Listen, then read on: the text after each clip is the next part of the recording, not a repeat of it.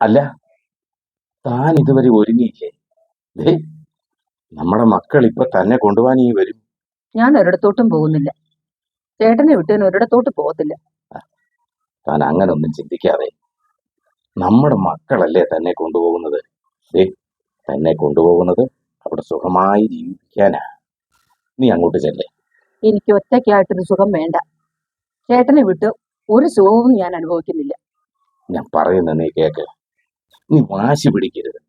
നീ അവിടെ പോയി സുഖമായി ജീവിക്ക. പിന്നെ ഞാൻ ഇടയ്ക്കിടയ്ക്ക് വന്ന് നിന്നെ ഞാൻ കണ്ടോളാം.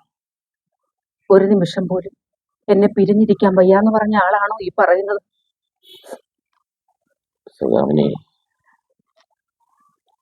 ജീവിതത്തിൽ നമ്മൾ ഇന്നേ വരെ പിരിഞ്ഞിരുന്നിട്ടില്ല. ഞാൻ സന്തോഷത്തോടെയാണ് അങ്ങനെ പറഞ്ഞതെന്ന് നീ വിചാരിക്കുന്നുണ്ടോ? ഞാൻ ഒരിക്കലും സന്തോഷത്തോടെ അല്ല പറഞ്ഞത്. എനിക്കറിയാം, ചേട്ടൻ സന്തോഷത്തോടെ അല്ല പറഞ്ഞത്. 50 വർഷങ്ങൾക്ക് മുമ്പ് എന്റെ കൈയും പിടിച്ചിവിടെ വന്നിട്ട് നമ്മൾ ഇതുവരെ പിരിഞ്ഞു ജീവിച്ചിട്ടുണ്ടോ? എനിക്ക് സഹിക്കാൻ പറ്റുന്നില്ല. ചേട്ടന് സഹിക്കാൻ പറ്റുമോ? ഞാൻ സന്തോഷത്തോടെ അല്ല പറഞ്ഞതെന്ന് നിനക്കറിയാമല്ലോ.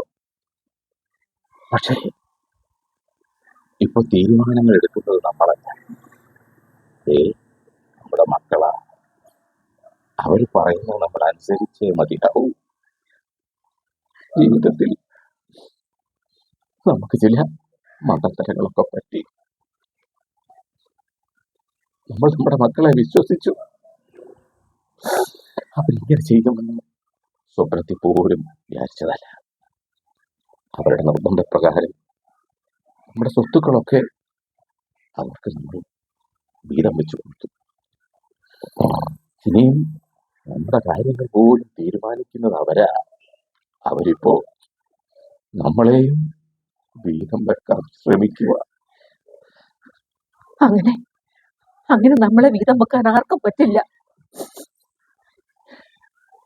നമ്മുടെ മക്കൾ നമ്മളെ എന്താ മനസ്സിലാക്കാത്തത്? സുധാമിനെ, അവർക്കും നമ്മുടെ പ്രായമാകുമ്പോൾ നമ്മുടെ മാനസികാവസ്ഥ എന്താണെന്ന് അവർക്ക് മനസ്സിലാകും.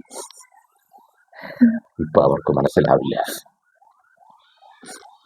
ഏട്ടനെ വിട്ട് ഞാൻ എങ്ങും പോവില്ല. ഇപ്പൊ എനിക്കൊരേ ഒരു പ്രാർത്ഥനയേ ഉള്ളൂ. മരണത്തിന് പോലും നമ്മളെ വേർപെടുത്താൻ കഴിയല്ലേ എന്ന്. ഇല്ല, മരണത്തിന് പോലും നമ്മളെ ഒരിക്കലും വേർപെടുത്താനാവില്ല.